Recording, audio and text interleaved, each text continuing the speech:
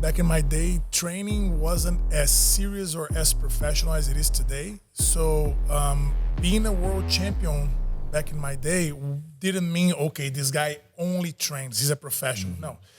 I was studying, I was working, I was enjoying life, I was doing my thing, I was training, I was working out, and I was winning. And everybody was pretty much the same way. Then I think that the break was when Worlds moved into the US in 2007. I would say that it became more, okay, now we're spending money to go to the US and stay there and train there. And so let's take it more serious. And so that's when I would say it changed a lot. But back in my day, in the 90s, you would just live a normal life, and people surf, people skateboard, people do this. We do jiu-jitsu, and we would go to competition and just have fun. And even the black belts. Even the black belts. I mean, the black belts train even less. And when you came to live, the blue belts were the crazy ones. Yeah.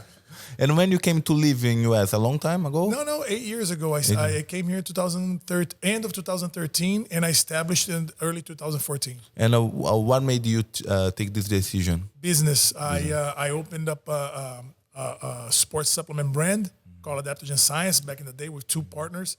And we did what we could until 2018. We found out that because of the dollar currency exchange wasn't favorable. So they went back to Brazil, and I sold my shares, and I started Fighter's Choice in 2019. And when you had the idea to start the management with athletes, and who was your first athlete? Okay, so good questions. My first idea was, what would I like? I'm seeing all these kids and all these fighters. 'Cause for me, everyone is a kid, right? I'm that old, so I see all these guys fighting, and I like, oh my God. If I was in their place, what would I like to have as a support on the business side, on the business end of jiu-jitsu? And that was a very easy answer for me, because I knew exactly what these kids needed back in the day, like a year ago. And I started talking to Cyborg in late 2019, right after Worlds No Gi. I started talking to him. Hey, you met him here? No, that's another story. I can go back to it. Keep going. But so when I saw everything that happened in 2019 and all the fights and all the prize monies and everything, I said, man, these guys need help. Like, they need accounting, they need immigration help with a lot of stuff that they need, like counselors, lawyers. And I can provide it to them. Thank God my business has been very successful, and I could be able to invest in it to provide for athletes. And so Cyborg was pretty much my first client. Nice. Let's say my first client. And I started, what do I do to help the fighter? I negotiate their purses. I see everything that they need in order to be in that tournament or in that fight, in that promotion. Fight to which promotion, see if we can get a contract with 3, 4, multiple fights for them. Also, I seek for seminars and negotiate the prices and the conditions, and also sponsorship. So all my athletes, today I have under contract, I have 18 athletes. And all these athletes, they now have a better sponsor than they had before. Their purses are better. They're flying my athletes. With Master Doria, I got my first debit card. And yesterday, tell them what you did the first time yesterday. Yeah, I got my first class fight. First fight? He flew first class last time. Hey, but I also saw that you visited your first vegan restaurant. So cheers to that. It's the way for me, guys. I ate turkey that day. So all that, win-win. like I said, yeah, it's a win-win. A structure that fighters need. Because you guys are professional fighters, you, Andrés, Mika, and all these guys that we have here at Fight Sports and all over the place. You guys are athletes, and you have to train, and you have to eat, and you have to rest and repeat. Exactly. That's it. So the business part of it, I'll take care of it. I'll take care, because I know exactly what you guys need. And I go back and forth with them. I go back and forth with all my athletes, with Mika's father, with Melky, and ask them, hey, do you think this works? And I work with that. Like, for instance, now Melky just asked me, can we get some seminars in Brazil when I'm in Sao Paulo in November? And I already arranged 2 seminars for them.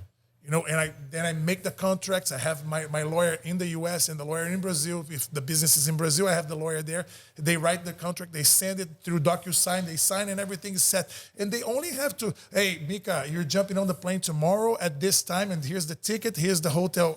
Like you manage professional talent. We've talked about this a lot with you, right? Yeah. And like we've seen how in the past years you've managed to build the fight sports management and Fighter's Choice Management, apologies. And it's been really cool to see professionalism come to Jiu-Jitsu. Yeah, right? Because in the first moment, some promotions were like, why do I have to talk to Viktor instead of talking to Mika or to Cyborg to Gutenberg or to Patrick? So they were like, I always talk to the fighters. But then they saw that talking to me, I can arrange 5 fights for him. So you talk to one person. So it's good for the industry. And I negotiate 5 fights for them. Right. And they give me 1 phone call and I get everything set up for them. And they say, okay, that's made good my for life the promotion, easier. good for the athletes. Good. It's less calls, it's less emails, less back and forth with less people. No, and at the end of the day, right, we all know that Jiu-Jitsu athletes have always complained that they weren't treated as professional athletes. I mean, I've seen world champions, I've heard at least, that world champions used to fly and stay at the hotel, stay at the airport, sleep at the airport, and then just fly back after fighting. And that should not be like that, right? No. Jiu-Jitsu is a super cool sport. It's growing a lot, and it should be treated with the respect and professionalism on that end. So kudos to what you guys are doing. It's really cool to see.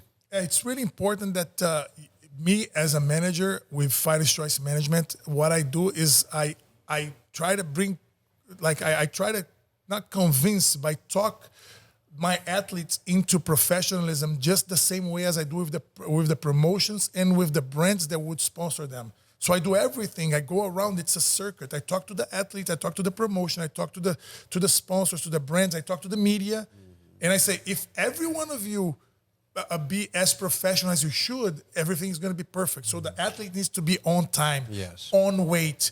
They have to have a bank account so that the promotion can pay them accordingly.